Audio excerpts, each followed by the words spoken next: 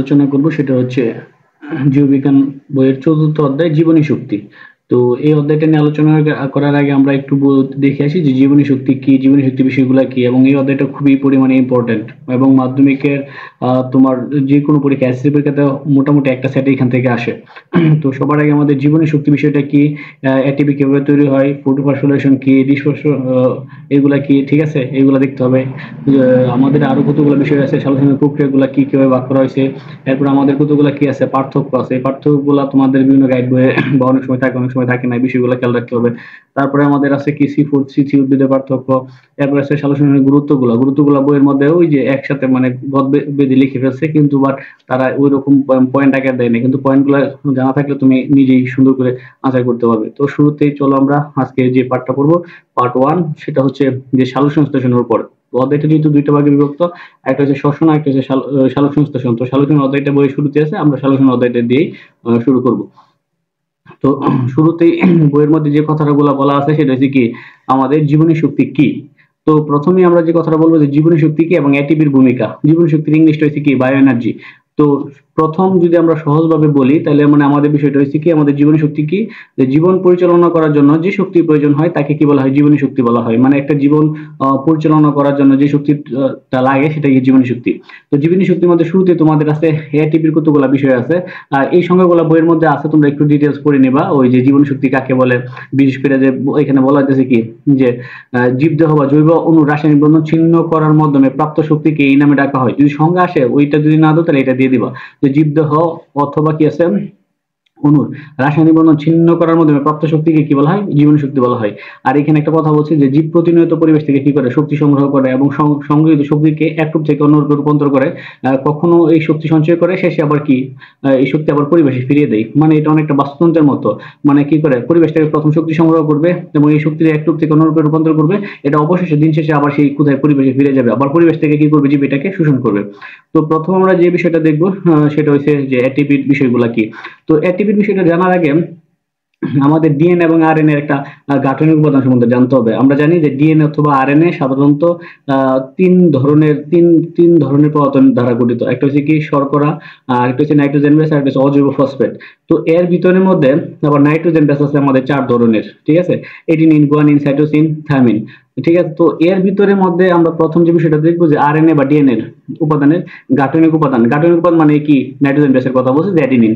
এর মধ্যে nitrogen base হচ্ছে কি, এটা কি নাইট্রোজেন বেস। এই নাইট্রোজেন বেসের মধ্যে যে আমি শর্করা কথা বললাম, যে শর্করা, ঠিক আছে, 5 কার্বন বিশিষ্ট শর্করা কি হয়, যুক্ত হয় কি তৈরি করে, এডোনিসিন তৈরি করে। তাহলে আমরা যদি বিক্রিয়াগুলো একটু বিক্রিয়ার মতো আকারে দেখি তাহলে হয়তো তোমাদের একটু বুঝতে সুবিধা হবে। তো প্রথমে দেখো যে এটিপি, ঠিক আছে। তো অ্যাডিনিন প্রথম আছে কি, অ্যাডিনিন কি করে, 5 কার্বন বিশিষ্ট রাইবোজ সুগারের সাথে যুক্ত হয়। এই 5 কার্বন বিশিষ্ট রাইবোজ সুগারই আবার কি ডিএনএ অথবা আরএনএ আরেকটা গঠন। তাহলে কি করে, একটা নাইট্রোজেন বেস আর সুগার একসাথে মিলিত হয়ে কি তৈরি করতেছে, অ্যাডোনিসিন। এখন দেখো এই অ্যাডোনিসিন পর্যায়ক্রমে আমাদের বিভিন্ন ফসফেট গ্রুপের সাথে সংযুক্ত হবে। তো এই ফসফেট গ্রুপগুলোর মধ্যে দেখো একটা ফসফেট গ্রুপ অথবা ফসফরিক অ্যাসিডের সাথে যুক্ত হতে পারে, দুইটা হতে পারে, তিনটা হতে পারে। যখন একটার সাথে যুক্ত হবে অ্যাডোনিসিন, তখন এটার নাম হয়ে যাবে কি, তখন এটার নাম চেঞ্জ হয়ে যায়, নাম হয়ে যায় কি অ্যাডোনিসিন। যেহেতু একটা ফসফেট সেটা কি বলা হয়, মনোফসফেট। ঠিক আছে, সংক্ষেপে বলা হয় কি এএমপি। আচ্ছা, এরপরে যদি আমাদের দুইটা ফসফেট যুক্ত হয় তাহলে সেটাকে কি বলবো, অ্যাডোনিসিন ডাইফসফেট। ঠিক আছে, মানে কি এডিপি। আবার যদি তিনটা ফসফেট গ্রুপ সংযুক্ত হয় তাহলে বলবো কি অ্যাডোনিসিন ডাইফসফেট। ঠিক আছে, সংক্ষেপে বলা হয় কি এটিপি। পরীক্ষাতে এটা প্রচুর পরিমাণে আসে যে এটিপি কি, ঠিক আছে, যে এটিপির পূর্ণরূপ লিখো। তাহলে এটা যদি আসে বলা হয় তাহলে লিখবা অ্যাডোনিসিন ডাইফসফেট, এটা লিখে দিবা পূর্ণরূপটা। এরপরে দেখো এই যে আমাদের এখানে ফসফেট গ্রুপ সংযুক্ত হয়েছে, ঠিক আছে, কার সাথে, অ্যাডোনিসিনের সাথে। এই অ্যাডোনিসিনের সাথে যখন ফসফেট গ্রুপগুলো সংযুক্ত হয় তখন এই ফসফেট গ্রুপ সংযুক্ত করার জন্য আমাকে কি করতে হয়, বাহির থেকে শক্তি দিতে হয়। মানে বাহির থেকে যে শক্তি যদি না দিই তাহলে কি হবে, এটা ফসফেট তৈরি হবে না, ফসফেট গ্রুপটা যুক্ত হবে না। তো এই জন্য বলা হয়েছে যে অ্যাডোনিসিনের সাথে যখন ফসফেট গ্রুপ যুক্ত করতে হলে বাহির থেকে কি দিতে হয়, শক্তি দিতে হয়। আর এই শক্তি দেওয়ার প্রক্রিয়ার নামে কি, দেখো ফসফোরাইলেশন। তাহলে পরীক্ষাতে আসতে পারে যে ফসফোরাইলেশন কি, তখন বলবো যে প্রক্রিয়ায় অ্যাডোনিসিনের সাথে ফসফেট গ্রুপ যুক্ত করতে বাহির থেকে শক্তি দিতে হয় তাকে বলা হয় ফসফোরাইলেশন। এরপরে যাও ডিসফসফোরাইলেশন কি। ডিসফসফোরাইলেশন রয়েছে এরকম অবস্থা যে ওই যে এটা উল্টা রূপ, কার, ফসফোরাইলেশনের উল্টা রূপটা হচ্ছে কি ডিফসফোরাইলেশন। যেমন হচ্ছে কি, যে প্রক্রিয়ায় অ্যাডোনিসিন থেকে ফসফেট গ্রুপ বিচ্ছিন্ন হলে শক্তি বের হয়ে আসে, তাকে বলা হয় কি ডি ফসফোরাইলেশন। তার মানে কি অ্যাডেনোসিনের সাথে যদি তুমি ফসফেট গ্রুপ যুক্ত করো তাহলে তোমাকে শক্তি দিতে হবে। তাহলে অনুরূপ এখান থেকে যদি ফসফেট গ্রুপ বিচ্ছিন্ন হয়ে যায় তাহলে কিভাবে শক্তি বের হয়ে আসবে, সেটাকে বলা হয় কি ডি ফসফোরাইলেশন। গেল এটা। তাহলে এরপরে আমরা যাব যে এটিপির, বিশেষ করে আমাদের যে এটিপি আছে এই এটিপির প্রান্তীয় অণুতে একটা ইম্পর্টেন্ট লাইন আছে আমাদের, আমরা শুরুতেই পড়ি দেখো যে প্রতি মৌল এটিপির প্রান্তীয় ফসফেট গ্রুপে সাধারণত কত 7.3 কিলো ক্যালোরি অথবা কত আছে আমাদের 30.55 কিলো জুল শক্তি জমা থাকে। মানে এই যে এটিপি আছে এই এটিপির মানে প্রান্তীয় যে ফসফেট গ্রুপটা আছে এটার মধ্যে এতটুকু শক্তি জমা থাকে। এখানে বলা হয়েছে দেখো পরীক্ষার মধ্যে প্রতি মৌল, কারণ অনেক সময় প্রতি মৌলের জায়গায় কি থাকে 2 মৌল 3 মৌল, যদি 2 মৌল 3 মৌল থাকে তাহলে তোমরা সেইভাবে মানে পুরোটাকে কি করবা, যদি 2 মৌল থাকে এখানে দুইটাকে 2 দিয়ে গুণ করবা, 3 মৌলের কথা বলে 3 দিয়ে কি করবা গুণ করবা। এরপরে আমরা যে বিষয়টাতে যাব সেটা হচ্ছে এই যে আমাদের পরিবেশ থেকে, আমরা শুরুতে বলছিলাম যে জীব কি করে পরিবেশ থেকে শক্তি সংগ্রহ করে এবং সেটা কি করে সে তার বিভিন্ন কাজে ব্যবহার করে, ব্যবহার করার পর সেটা একসময় আবার কি পরিবেশে ফিরে আসে। তো এইখান থেকে এই পরিবেশ থেকে শক্তি সংগ্রহ করার জন্য, সংগ্রহ করে এবং বিভিন্ন ব্যবহার উপযোগী করার জন্য দুইটা কোষীয় অঙ্গন আমাদের মাস্ট বি লাগবে, দুইটা কোষীয় অঙ্গন। এর মধ্যে একটা নাম হচ্ছে কি মাইটোকন্ড্রিয়া, আর একটা হচ্ছে কি প্লাস্টিড। Mitochondria plastid.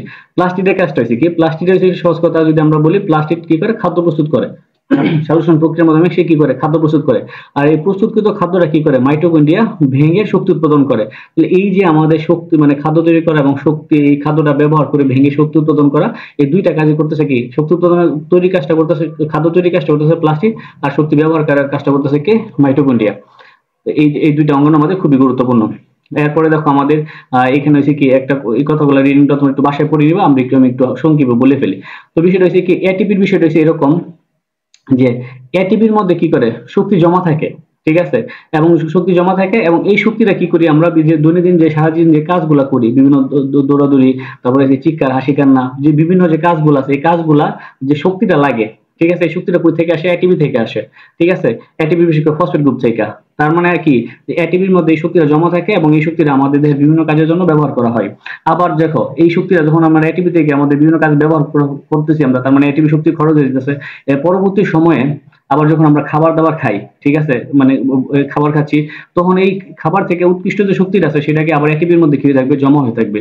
তার মানে কি এটিপির মধ্যে শক্তি জমা হইতেছে, প্রয়োজন অনুসারে কি খরচ হইতেছে, আবার কি এটিপির মধ্যে শক্তি জমা হইতেছে, প্রয়োজন অনুসারে খরচ হইতেছে। তাহলে বিষয়টা অনেকটা কার মতো হয়ে গেল, ব্যাটারির মতো হয়ে গেছে না, যে আমরা ব্যাটারি করি রিচার্জেবল ব্যাটারি, অনেকটা মোবাইলের মতো, মোবাইলের মধ্যে চার্জ জমা হইতেছে আমরা খরচ করতেছি, আবার চার্জ শেষ হইতেছে আমরা কি আবার খরচ করতেছি। এই জন্য এটাকে আমরা কি বলতে পারি যে এটিপিকে রিচার্জেবল ব্যাটারি বলতে পারি, বা অথবা রিচার্জেবল ব্যাটারির সাথে এটা কি করা হয়েছে, তুলনা করা হয়েছে, ঠিক আছে। এরপর আরেকটা বিষয় এটা আসতেছে আমাদের, দেখো এটিপির মধ্যে যে শক্তিটা জমা থাকে, ঠিক আছে, কি কারণে জমা থাকে, এরা বিভিন্ন বিক্রিয়ার মধ্যে অংশগ্রহণ করে, মানে এটিপির মধ্যে শক্তিটা জমা থাকবে এবং এই শক্তিটা পরবর্তী বিভিন্ন বিক্রিয়াতে সরবরাহ করবে অথবা বিভিন্ন কাজে ব্যবহার করবে। এই জন্য এটিপিকে কি বলা হয়, শক্তি মুদ্রা, জৈব মুদ্রা, বায়োলজিক্যাল কয়েন অথবা এনার্জি কয়েন, চারটা নামে বলা হয়, ঠিক আছে। এই চারটা নাম বলা হয় যে শক্তি মুদ্রা, জৈব মুদ্রা, বায়োলজিক্যাল কয়েন অথবা এনার্জি কয়েন। অনেক সময় এইভাবে প্রশ্ন আসতে পারে যে শক্তি মুদ্রা কি, তখন তোমাকে বলতে হবে যে সকল যৌগ পদার্থ মধ্যে কি শক্তি জমা থাকে এবং প্রয়োজন অনুসারে ভাঙে সেগুলোকে কি বলা হয়, শক্তি মুদ্রা বা জৈব মুদ্রা অথবা বায়োলজিক্যাল অথবা এনার্জি কয়েন বলে। আবার উদাহরণ দিয়ে দেবে যেমন এটিপি। তো এর আগে আমরা একটু দেখে আসি যে এটিপির বেলায় যে আমাদের এরপরে আসতেছে যে এটিপিকে জৈব মুদ্রা অথবা শক্তি মুদ্রা বলা হয় কেন, এটাই প্রশ্নটা অলরেডি পেটে ফেলছি। এরপরে দেখো আত্তীকরণ শক্তি, এই প্রশ্নটা প্রচুর পরিমাণে আসে আমাদের এর মধ্যে বিভিন্ন পরীক্ষার মধ্যে, যে আত্তীকরণ শক্তি কি। মানে আত্তীকরণ শক্তিটা হচ্ছে এরকম যে বিভিন্ন রাসায়নিক পদার্থ সমূহ শক্তি জমা এবং কি করে আবদ্ধ করে উদ্ভিদে জমা থাকে এবং পরবর্তীতে বিভিন্ন জৈব রাসায়নিক প্রক্রিয়ায় এগুলো শক্তি সরবরাহ করে অথবা শক্তির উৎস রূপে কাজ করে, এদেরকে আত্তীকরণ শক্তি বলা হয়। মানে আত্তীকরণ শক্তি রয়েছে কি বিভিন্ন রাসায়নিক বিক্রিয়ার মাধ্যমে কি করে যে শক্তিটা উৎপন্ন হয় সেটাকে আবদ্ধ করে দেহের মধ্যে কি করে জমা করে রাখবে এবং সেটা পরবর্তী বিভিন্ন জৈব রাসায়নিক কাজের জন্য সে কি করে ওইখান থেকে শক্তি সরবরাহ করে অথবা শক্তির উৎস রূপে কাজ করে, সেটাকে আত্তীকরণ শক্তি বলা হয়। এখানে যেমন দুটো উদাহরণ দিছে, আর হচ্ছে কি সালোক সংশ্লেষণ পর্যায়ে আলোক পর্যায়ে উৎপন্ন এটিপি এবং কি NADPH কে কি বলা হয়, আত্তীকরণ শক্তি বলা হয়, ঠিক আছে। তার মানে সহজ কথা বলতে পারি আমরা এটিপি এবং NADPH কে কি বলা হয়, আত্তীকরণ শক্তি বলা হয়। কেন শক্তি বলা হয়, কারণ এরা কি শক্তির উৎস হিসেবে কাজ করে। এরপর আমাদের যে পয়েন্ট আসবে সেটা হচ্ছে কি সালোক সংশ্লেষণ। আমরা এখন সালোক সংশ্লেষণের বিষয়টা পড়বো যে সালোক সংশ্লেষণ কি। তো এই বইটার মধ্যে প্রথমে একটু বলি আমরা সালোক সংশ্লেষণ ডিরেক্ট কোনো সংজ্ঞা নাই, এই সংজ্ঞাটা তুমি নিজেরাই বানায় ফেলতে পারবা, ঠিক আছে।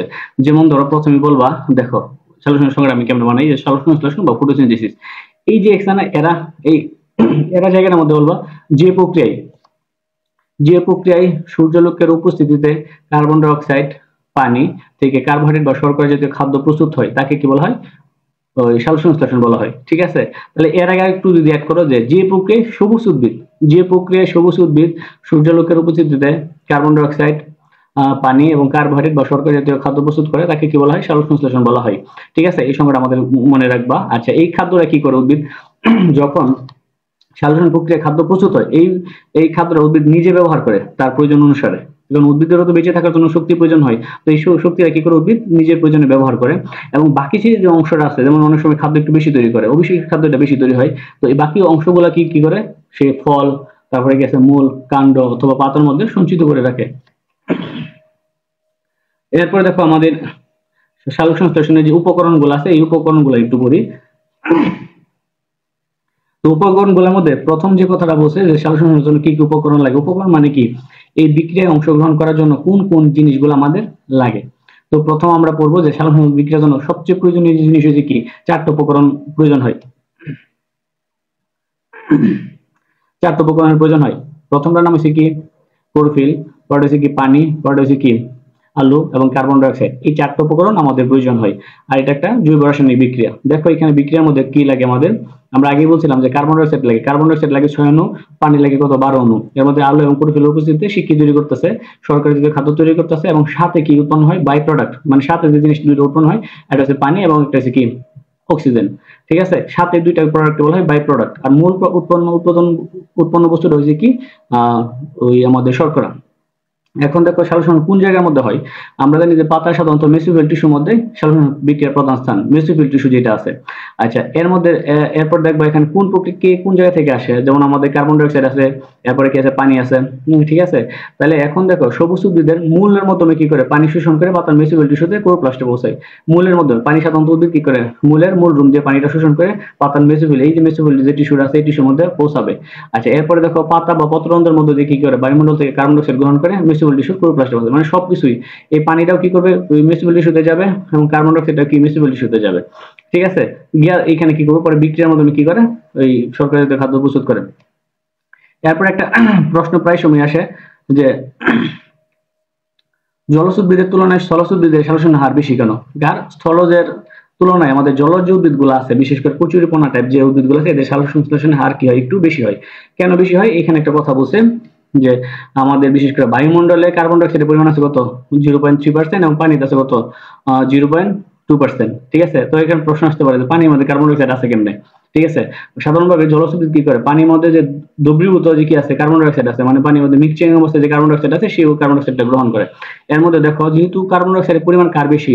পানিতে কি বেশি, আর এতে একটু কম। এই জন্য পানিতে কি সালোকসংশ্লেষণের হার কি হয়? মানে জলজ উদ্ভিদের সালোকসংশ্লেষণের হারটা একটু কি হয়? একটু বেশি হয়। কার তুলনায়? স্থলজের তুলনায়। ঠিক আছে, তার মানে এখানে আমরা বলতে পারি যে কার্বন ডাই অক্সাইড পরিমাণ যদি একটু বেশি হয় তাহলে তাদের কি সালোকসংশ্লেষণের হার বেশি হয়। আবার এটা মনে করে যে পৃথিবীতে কার্বন ডাই অক্সাইড পরিমাণ যদি অনেক বেশি হয়ে যেত তাহলে কি সালোকসংশ্লেষণের হার বেশি হইতো? এরকম না।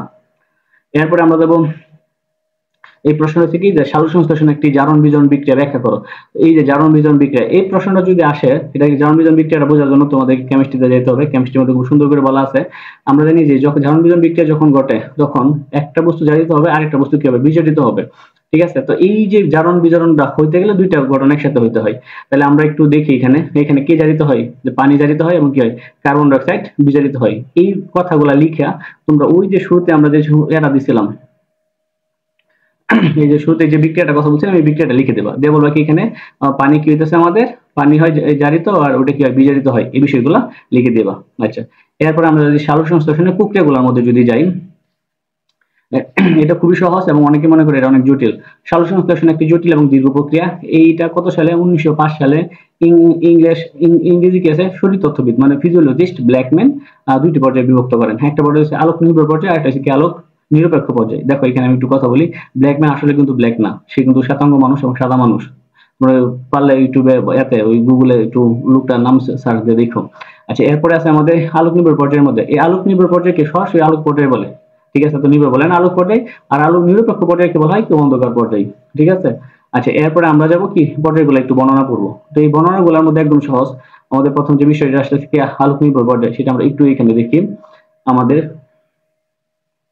তো আলোক নির্ভর পর্যায় বুঝাই যাচ্ছে নাম অনুসারে আজ আলোক পর্যায় সেটা, ঠিক আছে। তো এই আলোক পর্যায়ের মধ্যে আমাদের কি হয়, যে প্রথম হচ্ছে কি আলোক পর্যায়ে আলো অপরিহার্য, মানে কি আলো লাগবেই। আর এটা সবচেয়ে প্রধান যে বিষয়টা হচ্ছে সেটা হচ্ছে কি, এই যে সৌরশক্তি যেটা আছে, সৌরশক্তি কোন শক্তিতে রূপান্তর করবে, রাসায়নিক শক্তিতে রূপান্তর করবে। আলোক পর্যায়ের প্রধান কাজ হচ্ছে কি সৌরশক্তিকে রাসায়নিক শক্তিতে রূপান্তর করে। আর এই পর্যায়টার মধ্যে তিনটা বস্তু, মানে তিনটা প্রোডাক্ট উৎপন্ন হয়, যেটা পরবর্তী অন্ধকার পর্যায়ে গিয়ে কাজ করে।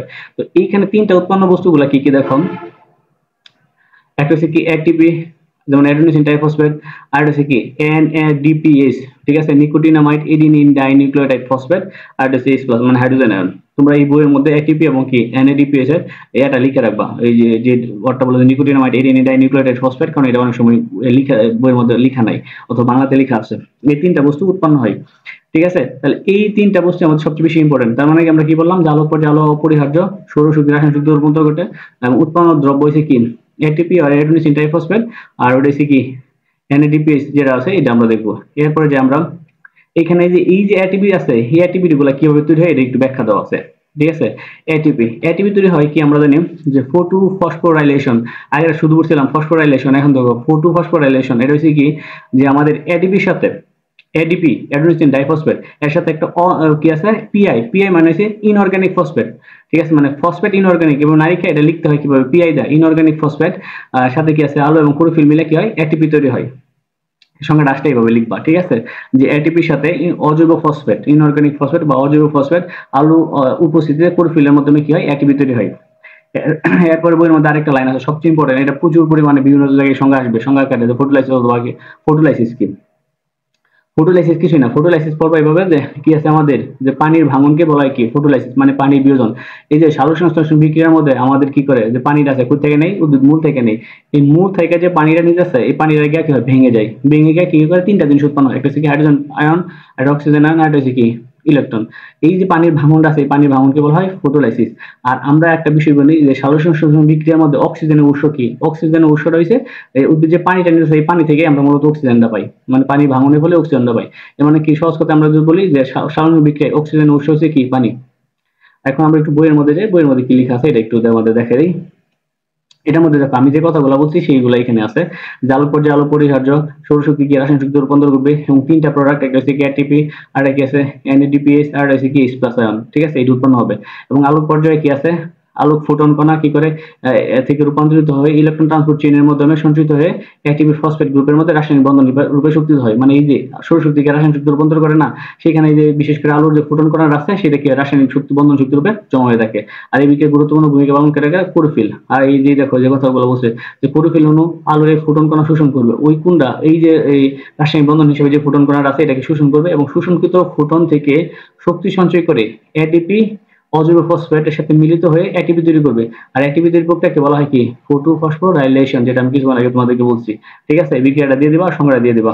এরপর যে ফটোলাইসিস যে বিষয়টা কি আছে আমাদের, যে সূর্যালোকের ক্লোরোফিলের সাহায্যে পানি বিয়োজিত হয়ে অক্সিজেন, প্রোটন, হাইড্রোজেন আয়ন এবং কি ইলেকট্রন উৎপন্ন করে। আর এই প্রক্রিয়াকে বলা হয় কি পানির ফটোলাইসিস, মানে পানির ভাঙনকে। এখন আমরা যাবো কি আলোক নিরপেক্ষ পর্যায়ে যে বিষয়টা আছে। আলোক নিরপেক্ষ পর্যায়ের মধ্যে আমরা যদি যাই, প্রথমে দেখবো যে আলোক নিরপেক্ষ পর্যায়ে আলোর প্রয়োজন হয় না, এখানে আলোর প্রয়োজন হয় না, তবে আলোর উপস্থিতিতে এই বিক্রিয়াটা ঘটতে পারে। তো প্রথম বিষয় রয়েছে কি আলোক নিরপেক্ষ পর্যায়ের মধ্যে কিছুই না, সেটা হচ্ছে কি ওই যে অন্ধকার পর্যায়ের মধ্যে দেখো ওই যে আমাদের আলোক পর্যায়ে যে তিনটা জিনিস উৎপন্ন হয়েছিল না, এটিপি এনএডিপিএস প্লাস, এটা কি করবে ওই যে বায়ুমণ্ডল থেকে কি করবে পত্ররন্ধ্রের মধ্যে দিয়ে কার্বন ডাইঅক্সাইডের সাথে নিয়ে, তার মানে কার্বন ডাইঅক্সাইড প্রবেশ করে এই চারটা বস্তু মিলে কি বিজারণের মাধ্যমে কি হবে কার্বোহাইড্রেট জাতীয় খাদ্য তৈরি করে, ঠিক আছে, মানে বিজারণের মাধ্যমে। আর এই কার্বন ডাইঅক্সাইড বিজারণের এখন পর্যন্ত তিনটা গতিপথ আবিষ্কৃত হয়েছে, যেমন আছে কি ক্যালভিন চক্র, আরেকটা নাম হচ্ছে হ্যাসেন-স্ল্যাকের চক্র, আরেকটা হচ্ছে কি ক্যাম মানে ক্রেসুলিয়ান এসিড মেটাবলিজম। এই তিনটার কথা এখানে বলা হয়েছে। এরপর দেখো এখানে যে কথাগুলো আমরা পড়তেছিলাম, যে এই যে দেখো আলোক পর্যায়ে সৃষ্ট এটিপি এনএডিপিএস H+ সাহায্যে কি করে আলোক পর্যায়ে উৎপন্ন কার্বন ডাইঅক্সাইড বিজড়িত হয়ে কার্বোহাইড্রেটে পরিণত হয়। আর সবুজ উদ্ভিদ কার্বন ডাইঅক্সাইড বিজারণের ফলে তিনটা গতিপথ এখন পর্যন্ত আবিষ্কৃত হয়েছে, একটা ক্যালভিন চক্র, হ্যাসেন-স্ল্যাকের চক্র, ক্রেসুলিয়ান এসিড বিপাক, ঠিক আছে, এটা পড়বা। এখন আমাদের বইয়ের মধ্যে কি করা হয়েছে দুইটা চক্র নিয়ে হালকা সংক্ষিপ মানে কি অতি সংক্ষিপ আলোচনা করা হয়েছে, ডিটেলস কিছু দেয় না। একটা হচ্ছে ক্যালভিন চক্র আর একটা হচ্ছে হ্যাসেন-স্ল্যাকের চক্র, ঠিক আছে। এই দুইটা আলোচনা আমাদের আসতে চায়। তো এর আগে আমরা একটু একটা জিনিস দেখে আসি, সেটা হচ্ছে আলোক পর্যায়ে এবং অন্ধকার পর্যায়ে যে পার্থক্যটা সেটা একটু দেখে আসি, এটা পরীক্ষাতে অনেক সময় আসতে পারে। এটা পার্থক্য করলে তোমরা দু তিনটা পার্থক্য তোমরা নিজেরাই করতে পারবা, ঠিক আছে। তো প্রথম যে পার্থক্যগুলো আছে আমাদের, আলোক নির্ভর পর্যায় বা আলোক নির্ভর পর্যায় অথবা আলোক পর্যায়ের পার্থক্যগুলো। তো এখন প্রথম যে বিষয়টা আমরা পড়বো আলোক নির্ভর পর্যায় অথবা কি আলোক নিরপেক্ষ পর্যায়, অন্ধকার পর্যায়। তো এখন দেখো শুরুতে আমরা যে বিষয়টা দেখলাম যে আলোক পর্যায় হলো সালোক সংশ্লেষণ প্রক্রিয়ার প্রথম প্রক্রিয়া। প্রথম প্রক্রিয়া মানে কি? সালোক সংশ্লেষণ প্রক্রিয়ার মধ্যে দুইটা প্রক্রিয়া আছে, একটা কি আলোক পর্যায়, একটা অন্ধকার পর্যায়। তার মানে কি আলোক নির্ভর পর্যায়ে বলবো অথবা আলোক পর্যায়ে বলবো প্রথম প্রক্রিয়া, আর আলোক নিরপেক্ষ পর্যায়কে বলবো কি দ্বিতীয় প্রক্রিয়া। এরপর দেখো এটা কোন জায়গায় সংঘটিত? আমরা যেহেতু আলোক নির্ভর অথবা আলোক নিরপেক্ষ পর্যায় দুইটাই কোথায় সংঘটিত হয়? ক্লোরোপ্লাস্টে হয়। তো ক্লোরোপ্লাস্টে বিভিন্ন জায়গায় সংঘটিত হয়। একটা হচ্ছে কোথায়, যে আলোক পর্যায় ক্লোরোপ্লাস্টে কোথায় হয়? গ্রানাতে হয়। আর আলোক অন্ধকার পর্যায় হবে কোথায়? স্টোমার মধ্যে কি হয়? সংঘটিত হয়। ঠিক আছে? তাহলে একটা গ্রানার মধ্যে হইতেছে, একটা কি স্টোমার মধ্যে সংঘটিত হইতেছে। এরপর যে জিনিসটা দেখবে এটা একটা ভৌত প্রক্রিয়া, এটা অত্যন্ত দ্রুত সম্পন্ন, গতি সম্পন্ন এবং জৈব রাসায়নিক প্রক্রিয়া। এটি ধীরে ধীরে কি ঘটে? তার মানে একটা হচ্ছে কি ভৌত প্রক্রিয়া, একটা জৈব রাসায়নিক প্রক্রিয়া। একটা দ্রুত ঘটে, আলোক পর্যায়ে দ্রুত ঘটে, অন্ধকার পর্যায়ে কি ধীরে ধীরে ঘটে। এইখানে দেখো এই কথাটা এমনি তুমি নিজের বলতে পারবো। আলোক পর্যায়ে ফটোলাইসিসের মাধ্যমে কি অক্সিজেন উৎপাদন হয়। আমরা এটা বললাম কিছুর মধ্যে যে আমাদের যে পানির উৎস হচ্ছে অক্সিজেন, মানে ফটোলাইসিসের কথাটা আসবে কোথায়? আলোক পর্যায়ে। আর অন্ধকার পর্যায়ে কোনো অক্সিজেন উৎপন্ন হয় না, মানে ফটোলাইসিস ঘটে না। আলোক পর্যায়ে যে বিষয়গুলো বস্তুগুলো উৎপাদন হয় সেগুলো বলছে। আলোক পর্যায়ে এটিপি এনএডিপি এইচ প্লাস উৎপাদিত হয়। আর অন্ধকার পর্যায়ে কি গ্লুকোজ অন্যান্য শর্করা কি হয়? সংশ্লেষিত হয়। আর এখন দেখো শোষিত বস্তু কি? আলোক পর্যায়ে সূর্যালোক শোষিত হয়, আর এখানে কি কার্বন ডাই অক্সাইড শোষিত হয়। আর নির্ভরশীলতা দেখো যে আলোক পর্যায়ে অন্ধকার পর্যায়ের উপর নির্ভরশীল, আলোক পর্যায়ে অন্ধকার পর্যায়ের উপর নির্ভরশীল নয়। মানে আলোক পর্যায়ে একটা সিম্পল ধারণা, সেখানে কোনো কিছুই নেই, জাস্ট তিনটা বস্তু উৎপাদন হইতেছে। আর এই আলোক পর্যায়ে যে তিনটা বস্তু আছে এগুলো কি অন্ধকার পর্যায়ে গিয়ে কার্বন ডাই অক্সাইডের মাধ্যমে বিজন প্রক্রিয়া কি করে? খাদ্য প্রস্তুত করে। ঠিক আছে? তো এই প্রক্রিয়াগুলো তোমাদের খুবই ইম্পর্টেন্ট। এরপরে আমরা যে বিষয়টা বলবো C3 আর C4 যে গতিপথগুলো আছে। ঠিক আছে? এই বিষয়গুলো আমরা আজকে পড়বো না, সেটা তোমাদের আগামী ক্লাসে আমরা C3 এবং C4 এর যে গুলো আছে সেখান থেকে সালোকসংশ্লেষণের